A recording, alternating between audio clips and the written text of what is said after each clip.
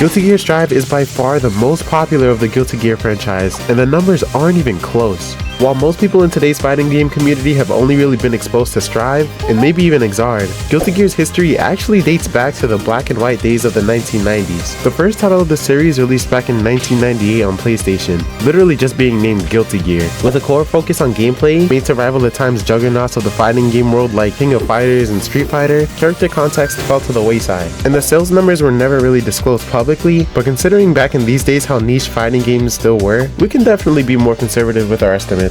But regardless, it was definitely seen as a success, based on the fact that from here, countless spin-offs were formed. From additional games, to novels, drama CDs, manga, and even a fully blown anime. But all of these would pale in comparison to the actual cash cow of the franchise, released in 2021. For reference, Guilty Gear Xrd Rev 2 was the most recent title in the mainline series released before Strive, and it was celebrated as a huge success, significantly outselling previous titles, with its impressive estimate of 600,000 copies sold on PC alone, accumulating approximately over $10.6 million of revenue in its lifetime, and still going strong today. Now, compare this to Guilty Gear Strive. By January 2025, it sold over 3.5 million copies, generating close to $100 million. Slightly more than earlier releases, huh? But that opens up a very valid question. Why is Strive so popular?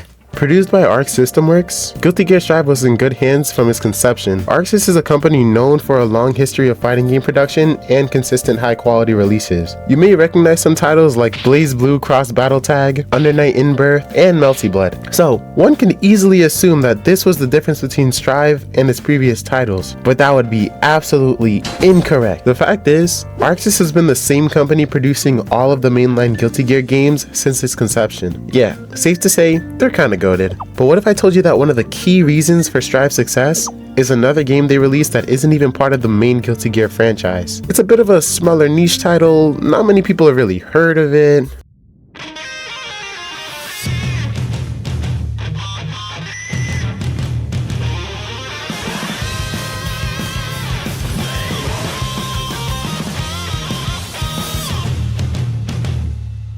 The absolute juggernaut of the fighting game genre, releasing in 2018 and selling a jaw-dropping 2 million copies just within days of its release. It was the largest success from Arc System Works by unimaginable margins, standing the test of time too, with even today, 8 years later, reaching 10 million units sold, and still boasting an impressive player count. ArcSys was well known in the relatively niche fighting game community, but with the release of FighterZ, it quickly garnered mainstream attention. Why does this matter at all? Because around this time, a certain familiar 2.5D fighting game had just started development, capitalizing on all of the new positive PR gained by their hit success. And by Evo of 2019, it was ready to make its big announcement on the biggest stage possible. That sure as heck looks like Guilty Gear. Oh, it's...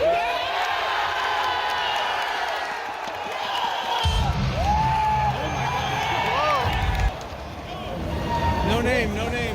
Not a Bleach character. Scheduled for just a year later in 2020, there was widespread anticipation for the game's release. But if you remember, there was a certain event taking place like all over the world at the moment, so it ended up getting pushed back to June 2021.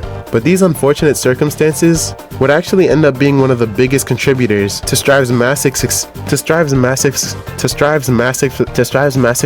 for many reasons. During this time, going outside was actually not the most popular thing in the world for some reason. So entertainment media like anime and video games were inadvertently flourishing. One thing that was not flourishing at the time though was the fighting game scene. See, fighting games tend to have an average lifespan of about 1 to 2 years, with bigger titles averaging about 2 to 5. And by the time of Strive's release, major names in the genre were pretty much all exactly at the end of their development cycle. Street Fighter V being 4 years old, and Mortal Kombat along with Tekken were both 6-year-old unks at the time. There was a major vacuum for a new big release at this point, and Strive filled that need for the community perfectly, and then some. This isn't even mentioning all the additional positives due to the production quality of the game, eye-catching, beautiful beautiful art style, and extremely advanced rollback for the time. All of these factors together created the perfect storm for Guilty Gear Strive to release to unprecedented success, and that it definitely did, dominating the fighting game scene as one of the biggest titles in over half a decade, and still going strong today, with Guilty Gear 2.0 being set to release in a little under 2 weeks, and Jam finally making her long-awaited return to the series. Speaking of Jam, if you want to know how she literally set Guilty Gear's Twitter on fire, check out this video on the right, where I break down the Gunnar community war in detail.